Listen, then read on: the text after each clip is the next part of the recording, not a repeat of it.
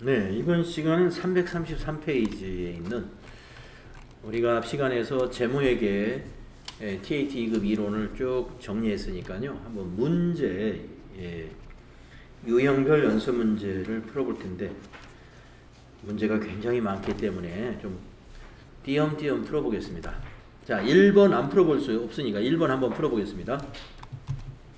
일반 기업회계 기준과 관련된 다음 설명 중 옳은 것은 이랬어요. 자, TAT 2급 이론과 FAT 1급 이론의 차이점을 보면 일단 이런 사지선다로 보기가 이렇게 있을 때 보기의 지문이 굉장히 길다는 겁니다. 굉장히 길게 설명을 해요. 자, 옳은 거 찾아보겠습니다. 1번 판매 대금의 회수가 구매자의 재판매에 의해 결정되는 경우에 판매자는 구매자에게 판매 시 수익을 인식한다. 틀렸어요. 자, 우리가 구매자의 재판매에 의해서 판매 대금이 회수가 된다는 것은 뭐냐면 위탁 판매를 한다는 거예요. 위탁 판매. 그래서 판매 대금의 회수가 구매자의 재판매에 의해서 결정이 된다는 것은 우리가 위탁 판매를 한다는 거기 때문에 구매자에게 판매했을 때 수익으로 인식하지 않고 구매자가 재판매했을 때 수익으로 인식해야 될 것 같습니다. 다음에 2번 상품권을 할인 판매 시 액면 금액 전액을 선수금으로 인식하고 할인액은 상품권 할인 계정으로 선수금의 차감 계정으로 표시한다. 이거 우리가 배우지도 않은 건데 나왔군요. 자, 상품권은 일단 수익은 아니에요. 상품권을 판매하는 것은. 그래서 선수금으로 인식하는 거 맞습니다. 자, 상품권을 판매하면 선수금이 뭐예요? 부채로 인식해요. 돈을 미리 받았기 때문에. 그런데 상품권을 할인해서 팔았다는 거예요. 10,000원짜리 상품권을 9,000원에 팔았을 때 이제 할인 판매한 것이죠. 그랬을 때 상품권의 그 할인 금액을 상품권 할인 계정으로 선수금 차감 계정으로 처리한다. 우리가 차변에 선수금이 있는데 대변에 선수금이죠. 차변에는 현금이 올 거고. 그래서 현금으로 받은 게 그 상품권보다 작은 거 아니에요. 대변의 선수금보다. 그래서 상품권 할인 계정으로 처리하는 게 맞아요. 2번 맞는 것 같고요. 3번 보겠습니다. 매도 가능 증권으로부터 발생하는 배당금 수익과 이자 수익은 기타 포괄 손익으로 처리한다. 아니죠. 배당금 수익은 그냥 영업의 수익입니다. 배당금 수익이나 이자 수익은 우리가 매도 가능 증권 관련해 가지고 기타 포괄 손익으로 처리하는 것은 매도 가능 증권 평가 손익이었죠. 공정가치로 평가할 때 그 평가 손익이 기타 포괄 손익이죠. 배당금을 받았다든가 또는 이자를 받았다면은 그것은 영업의 수익으로 봅니다. 이거 틀렸고. 다음에 4번 추가 생산 단계에 투입하기 전에 보관이 필요한 경우 외의 보관 비용은 재고 자산의 원가에 포함한다. 추가 생산 단계에 투입하기 전에 보관이 필요한 경우의 보관 비용.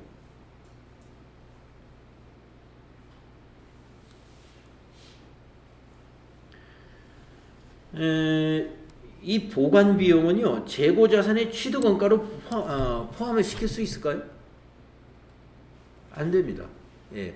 취득 원가라는 것은 재고 자산의 취득 원가, 원재료를 얘기하는 거예요. 보니까 이게 투입이라는 표현을 쓴 거 보니까 원재료를 사다가 생산에 투입하기 전에 자재 창고라든가 원료 창고에다 이렇게 보관을 했다는 거예요. 당장 투입할 게 아니니까. 근데 우리가 자체 창고가 있으면 자체 창고에다가 보관했다가 투입을 하면 되겠는데 만약에 자체 창고가 있더라도 비용은 발생한 거예요. 왜냐하면 창고에 대한 건물 감가상각비라는 게 존재하니까. 그래서 재고자산의 여기서 원가는 취득원가를 말합니다. 보관 비용은 취득원가에 포함되지 않는다. 네. 그럼 어디까지가 취득원가로 가는 거예요? 원재료 같은 것은 하역비, 운송비 이런 거는 취득원가에 들어가는 겁니다. 네. 그러나 보관 비용을 취득원가로 보지는 않아요. 네, 그래서 이제 여러 가지 회계 처리 기준에 대한 것이었는데 지금 4번은 지금 재고자산 취득원가에 관한 걸 가지고 문제를 낸 거고 3번은 매도가능증권에 대한 배당금 수익을 가지고 문제를 낸 거고요. 네, 2번은 상품권 판매에 대한 이 얘기였고 1번은 위탁 판매에 대해서 수익으로 인식하는 시점을 이 얘기한 거예요. 그래서 2번이 맞았다. 예, 문제가 1번부터 좀 간단하지가 않네요. 자, 2번도 한번 보겠습니다. 2번도 뭐 문제가 좀 근사한 것 같아서. 자, 주식회사 한공의 외부 감사인의 감사 보고서의 일부이다. 가에 들어갈 말로 옳은 것은. 자, 우리가 이제 상장 기업 같은 경우는 외부 감사를 받아야 돼요. 예, 외부 감사, 외부의 회계 감사를 말하는 거예요. 그래서 외부 감사가 감사 보고서를 작성했는데 이 감사 보고서가 굉장히 중요하죠. 이 외부 회계 감사 보고서에서 이 회계 처리에 어떤 의문점이 있다 이렇게 하면 상장 기업 같은 경우는 굉장히 심각합니다. 상장이 취소될 수도 있어요. 심한 경우에는. 적법하게 기준에 따라 잘 회계 처리가 되었다라는 결론이 나야 되는데 회계 처리상에 오류가 있었다라고 하게 되면은 일이 나는 거예요. 중요한 겁니다. 자, 근데 뭐 그런 내용인지 한번 읽어보겠습니다. 주식회사 한공 주주 및 이사회 규정. 주주와 이사회에 알리는 내용이에요. 감사가.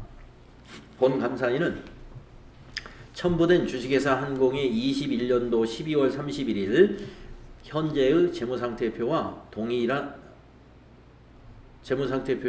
동일로 종료되는 회계년도의 손익계산서, 자본변동표 및 현금 흐름표를 감사하였습니다. 이 재무제표를 적절하게 작성할 책임은 누구에게 있으며, 네, 책임 얘기가 나왔어요. 본 감사인의 책임은 동재무제표에 대하여 감사를 실시하고 이를 근거로 이 재무제표에 대하여 의견을 표명하는 데 있습니다. 라고 했습니다. 자, 감사인이 이 재무제표의 적절한 작성 책임을 누구에게 있다고 했겠느냐 하는 거예요. 누구에게 있다고 해야 될까요? 3번. 회사 경영자에게 있으며 이렇게 풀어야 되는 거예요. 재무제표를 적절하게 작성할 책임을 뭐 2번 경리부장에게 있다든가 또는 내부 감사인에게 있다든가 이렇게 하는 건 말이 안 되는 거예요. 재무제표의 작성 책임은 경영자에게 있다.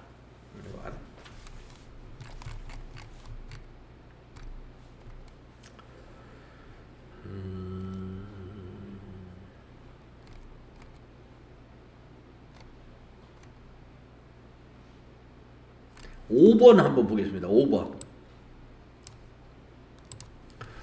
다음과 관련이 있는 재무제표의 기본 과정이 무엇인가 그랬어요. 여러분, 재무제표 기본 과정은 FAT 1급에서도 가끔 문제를 내고 있는데요.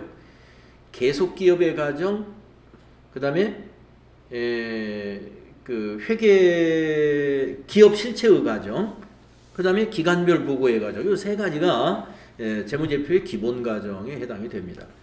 지금 밑에 보기가 3개 다 있어요. 계속기업, 기업 실체, 기간별 보고 다 있습니다.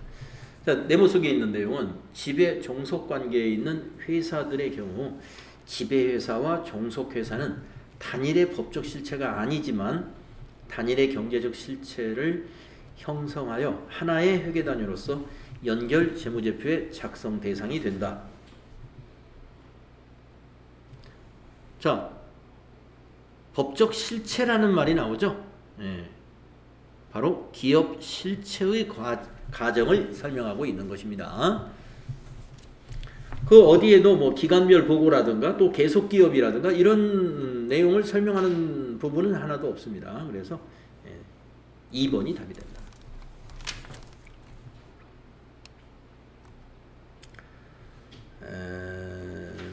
쭉 넘어가시고요.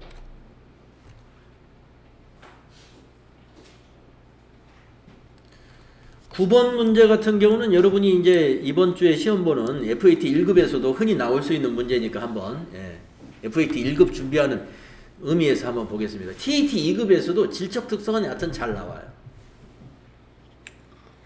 자, 다음과 관련된 회계정보의 질적 특성은 무엇이냐? 금융 리스의 법적 형식은 임차 계약이지만 경제적 실질의 관점에서 자산과 부채의 정의를 충족하므로 리스 이용자는 리스 거래 관련 자산과 부채로 인식하여야 한다. 자, 여러분 이 금융 리스라는 게 뭐냐면은 우리가 리스 자산이라는 얘기 들어보셨는지 모르겠는데 차량이나 기계장치 같은 경우를 리스 자금을 가지고 이렇게 취득을 해서 사용하는 경우입니다. 근데 이 리스 제도에는요, 금융 리스가 있고 운용 리스라는 게 있어요. 그런데 금융 리스라는 건 뭐냐면 돈을 빌린 것으로 회계 처리하는 거예요. 그러니까 회사의 자산으로 안 잡혀요.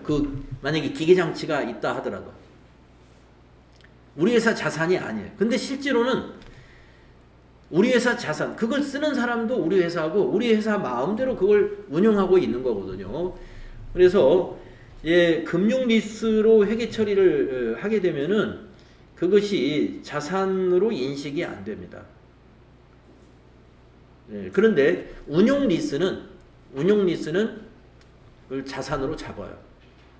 이제 그런 회계 처리 방식인데, 그래서 이제 이런 문제 때문에 지금 몇 년 전에 우리 기업회계 기준에서 금융 리스는 인정을 안 하는 것으로 회계 처리 기준이 바뀌었어요. 전부 다 운용 리스로 회계 처리를 해야 됩니다. 자, 그러면 이건 지금 우리 회계의 질적 특성에서 목적 적합성에 해당되는 것일까, 신뢰성과 관련이 되는 것일까, 요걸 판단하는 건데요. 법적 형식은 임차인데 경제적 실질의 관점에서 보면 자산이다 이거예요. 그리고 갚아야 될 돈은 부채예요. 그러니까 우리 돈으로 샀으면, 그러니까 우리가 자산을 미지급금으로 산 거나 마찬가지예요. 근데 우리가 미지급한 게 아니고 그 기계회사는 리스 회사를 통해서 결제 다 했어요. 그러니까 우리가 리스 회사에 갚아야 될 돈은 부채, 그리고 그 기계장치나 차량은 우리 회사의 유형 자산으로 잡는 거죠. 그래서 경제적 실질 관점에서 보면 자산으로 잡아야 된다. 그리고 갚아야 될 돈은 부채로 잡아야 된다. 그래서 리스 이용자는 리스 거래에 관련된 자산과 부채로 인식해야 된다라고 하는 것은 표현의 충실성을 얘기한 것 같아요.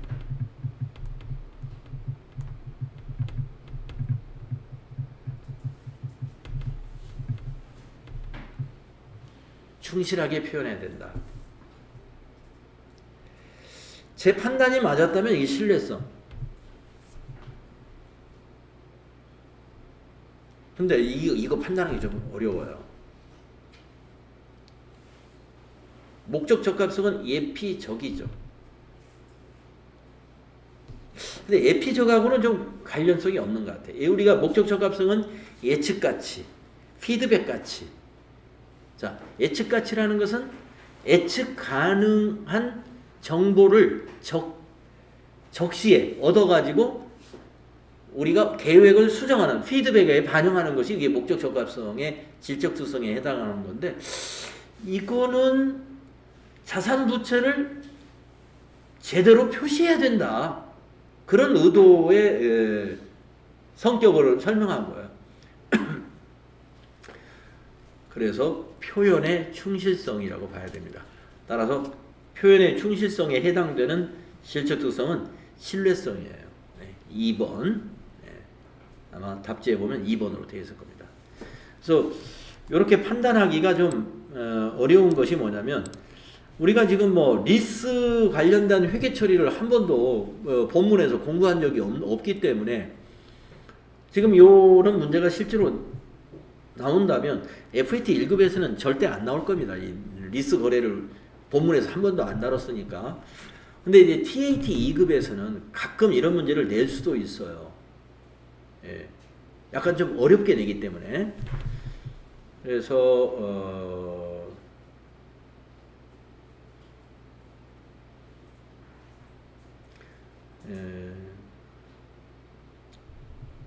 지금 리스 설명을 좀 간단하게 드렸습니다. 금융 리스와 운용 리스가 있는데 지금은 이제 운용 리스로 회계 처리하는 것이 맞다.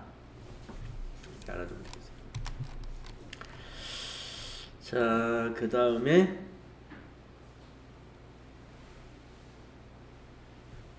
12번도 그 질적 특성 문제니까 이건 여러분도 아마 쉽게 판단할 수 있을 것 같습니다. 다음 설명과 관련된 회계정보의 질적 특성. 상장법인인 주식회사 한공은 1분기 손익계산서를 기한 내에 공시하지 않았대요. 그러니까 늦게 공시했어요, 말하자면. 이로 인해서 기업의 투자자들은 투자 의사결정 시점에 필요한 정보를 제공받지 못했어요. 그럼 무슨 질적 특성이에요? 적시성. 그래서 우리가 적시에 제공되어야 빨리 그 정보가 피드백이 되는 거죠. 1번 설명. 이런 식으로 맞추면 됩니다. 다 비슷비슷한 문제고요.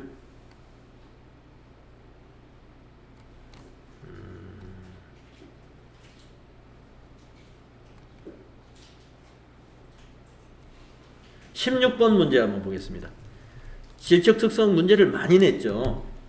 FAT 1급, TAT 2급에 질적 특성 문제는 한 문제는 꼭 나올 겁니다. 여러분 아마 이번 주 일요일에도 10문제 중에 사실은 10문제가 아니죠. 재무회계 문제는 7문제 나와요. 부가세가 3문제 나오니까. 그러니까 7문제 중에 질적 특성 문제 하나 나올 확률이 매우 높아요. 자, 다음 중 회계정보의 질적 특성에 대한 설명으로 옳지 않은 걸 찾아라. 1번, 회사가 회계 정책을 선택하는데 판단 기준을 제공한다. 회계 정책을 선택하는데 판단 기준을 제공한다. 회계정보의 질적 특성에 대한 설명이다. 우리가 자, 2번으로 한번 넘어가 볼게요. 정보 이용자가 기업 실체의 미래 사건의 결과를 예측하는 데 도움이 된다면 신뢰성이 있는 정보이다. 예측하는 데 도움이 되는 것은 목적 적합성에 해당되는 질적 특성이거든요. 2번 이게 틀렸네요. 예측 가치는 목적 적합성과 관련이 있는 것입니다. 3번은 유형자산을 역사적 원가로 평가하면 신뢰성은 높아지지만 목적 적합성은 낮아질 수 있다. 네, 이건 맞았어요. 그럼 또 역사적 원가는 무슨 말이냐면 우리가 유형자산을 원가 모형과 재평가 모형으로 평가한다고 그랬잖아요. 그래서 옛날 FAT 1급 공부할 때는 전부 다 원가 모형이기 때문에 유형자산을 아예 재평가한다는 내용이 쏙 빠져 있었고 우리 TAT 2급으로 이론을 할 때 유형자산도 재평가 모형이 있다 그랬습니다. 재평가 모형은 현재 장부 금액을 공정가치로 맞춰주는 거예요. 그래서 3번을 보면은 맞다 이겁니다. 유형자산을 역사적 원가라는 게 뭐냐면 원가 모형을 말하는 거예요. 원가 모형. 취득원가. 취득원가가 역사적 원가예요. 그래서 유형자산을 역사적 원가, 즉 취득원가로 평가하면 신뢰성이 높아요. 왜냐하면 분명히 과거에 그 거래가 있었기 때문에. 그러나 목적 적합성에는 맞지 않습니다. 3번 맞고 4번. 재무제표는 정보 이용자가 이해할 수 있도록 작성해야 된다. 당연한 얘기예요. 자, 여기서 1번이 이게 뭔 말인가 약간 좀 아리송했지만 2번 보기를 딱 읽었을 때 예측 가치는 신뢰성하고 관련이 없다 하는 것을 우리가 알기 때문에 2번 답 찾는데 어려움이 없죠. 자, 질적 특성 문제가 몇 개 더 있습니다만은 다음 시간에는 여기 재무제표 여기서부터 문제를 살펴보도록 할게요. 네, 그래서 재무회계 문제를 좀 풀고 나서 부가가치세 이론 넘어가도록 그렇게 하겠습니다. 자, 오늘 여기까지 하겠습니다.